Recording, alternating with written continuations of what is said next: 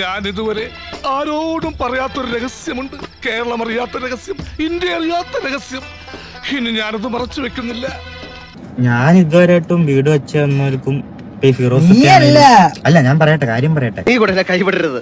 എന്നെ നമ്പി നീ ഇവിടെ നിൽക്കണ്ട. ഈ കാര്യത്തിൽ എനിക്ക് നിന്നോട് യാതൊരു സഹതാപവും ഇല്ല. അത്രയ്ക്ക് നീ ഇവിടെ കിടന്ന് അഹങ്കരിച്ചില്ലേ. എനിക്ക് വളരെ സന്തോഷം മാത്രമേ ഉള്ളൂ അങ്ങനെ ഒരു വീട് എനിക്ക് തന്നതിൽ. ഇതുവരെയായിട്ട് അതിനെ കുറ്റം പറഞ്ഞിട്ടുമില്ല. എന്തോ കുത്തി പറയുന്ന പോലെ എനിക്ക് ഫീൽ ചെയ്യുന്നുണ്ട് കേട്ടോ. കുത്തിയില്ലല്ലോ, കുത്താൻ പോണല്ലേ ഉള്ളൂ. എന്തെങ്കിലും പ്രശ്നങ്ങളുണ്ടെങ്കിൽ അത് നമ്മുടെ കാര്യം തന്നെ, നമ്മളാണ് ചെയ്തോട്ട്. അവരുടെ തന്നെ ഉത്തരവാദിത്വം പറഞ്ഞ ഉത്തരവാദിത്വമല്ല, അവരങ്ങനെ ഒരു മനസ്സ് വെച്ച തന്നെ നല്ലൊരു കാര്യം. എന്റെ കടമയല്ലേ ഞാൻ ചെയ്തു. ഒരു വീടില്ലാത്ത സമയത്ത് വീട് തന്നതും അങ്ങനെ വെച്ച് തരാനായിട്ട് അവർക്ക് ഒരു ഇതെടുത്തതും ഒരാൾക്ക് ഒരു വീട് ഞാൻ ഒരിക്കലും അവരെ തള്ളി പറയത്തില്ല. ഇവനെ സൂക്ഷിക്കണം.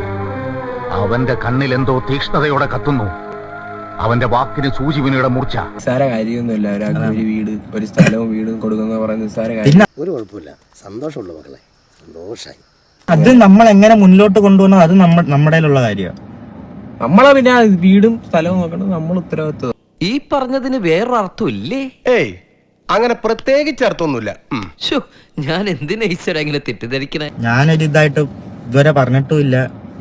എന്തായാലും പറഞ്ഞിട്ടുള്ളത് എന്റെ പേരിലെന്നാ തന്നേക്കുന്നത്. ഞാൻ ഇതായിട്ട് ഒരു കാര്യം പറഞ്ഞിട്ടുമില്ല. ഫിറോസൊക്കെയാണെങ്കിലും എനിക്കിടയ്ക്ക് മെസ്സേജ് ഇടാറുണ്ട്. ഞാനായിട്ടൊരു പ്രശ്നവും ഇല്ല. ഒരു തരത്തിലും എന്നെ ജീവിക്കാൻ സമ്മതിക്കില്ലെന്ന് ഉറപ്പിച്ച് തീരുമാനിച്ചിറങ്ങിയിരിക്കുകയാണല്ലേ. വീടും സ്ഥലവും നോക്കണം, നമ്മൾ ഉത്തരവാദിത്വമാണ്. നാളെ കുറ്റം പറഞ്ഞിട്ട് കാര്യമില്ല.